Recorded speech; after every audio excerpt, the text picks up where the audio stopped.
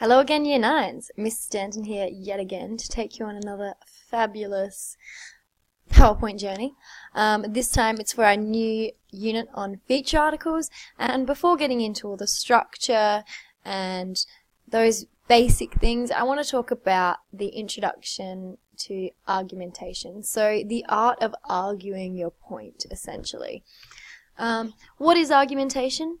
It's basically a couple of aspects. It's about clear thinking, so logic to convince the reader of the soundness, so the knowledge and the reliability in the points that you are making. So convincing the reader of your opinion on the issue. So really proving to them that they should listen to you. And then there's also this art of persuasion in there, so using a bit of emotions and manipulating them in a way to believe that your side is a bit better. When we look through this, we'll be looking at three aspects. So we've got logos, ethos, and pathos. Looking at logos first, a way to remember what this stands for is it's the logic. So the straightforward, things that can't really change, what makes up the soundness of your argument. So what makes it reliable and trustworthy. So you can have things like facts and statistics, examples, and quotes, and authoritative statements to support your views. So those are sort of come under quotes. So things from like doctors potentially backing up what you're saying, or other specialists in the field to really show that you've thought about it, you've done some research, and you've got some real evidence to back up what you're saying. So if I were talking about an example, maybe I'm writing an article about war, I could get some statistics and talk about the number of soldiers in Australia, then maybe talk about the number of deaths that happen. Then maybe I could put that into a percentage and say so many % of soldiers in our military die each year. I might provide facts on the money spent in the military. People really respond to numbers. It gives a sense of research behind what you're saying and makes you seem really knowledgeable. On the other hand, you might have pictures up there on your article, and then you might describe what's happening in it, really providing evidence in that sense. You may be able to get quotes from past soldiers on their experience, showing that you actually have authority to talk about the things you are because you have someone with experience there backing you up.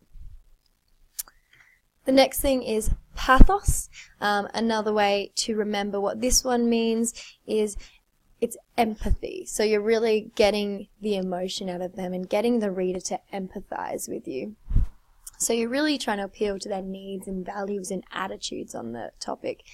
And really trying to encourage them to get onto your side. So things like emotive language and loaded language are really good there for sort of getting an emotive response from your audience. And you can also try to appeal to their patriotism and family values. So things I might be doing in my war article were describing it as horrific and heartbreaking and cruel, really making people think the worst of it. I might actually speak of the people involved as being fathers and brothers and sons to make the reader see them as family members, not just numbers out there fighting for us. They are real people that their families might love and miss, making it real, appealing to those family values. And I also might say something like, true Australians wouldn't harm others. So really appealing to that patriotism, getting them on the side of thinking, what does it mean to be Australian? This is what it means, and if you are, you'd agree with me. All things like that. And then finally we come to ethos, and a way to think about what this means is think of the ethical. So you've got to demonstrate that you've got credibility and integrity in what you say. So really show the reader that you're knowledgeable and trustworthy. So this would take the form of just acknowledging the other side and then giving more support to your view. But the most important bit is showing that you are aware that there is a side that opposes yours. It's unrealistic to just say, war is completely bad, there is no good to it, so you should definitely believe me. The reader would obviously just think, well, this person hasn't thought it through, there are good aspects. So things you might say is informing the reader that war is important because it provides jobs for people who are passionate about that type of work. But then you could then spin it to say that there are other avenues for work for these people that still use the same skills. You might talk about the need for war to create international allies in the world. But then spin that to say that we do other things like participate in global trade to foster good relationships. So really just making a point of acknowledging that there are viewpoints that are different to yours, but your stance is stronger and more important, and so they should follow you. Things to remember just to finish off here: don't offend your readers. So they're much more likely to listen to you if you're actually reasoned and cool and calm. Like I said, really show that you're knowledgeable. Show them that you're trustworthy. You might be responding to an issue in your feature article. There could be something really passionate you're angry about. Never show hate towards an opponent or any readers who you think might feel the way that you're opposing. Just focus on the issue. And then, as I've been saying, know the history. So have your knowledge.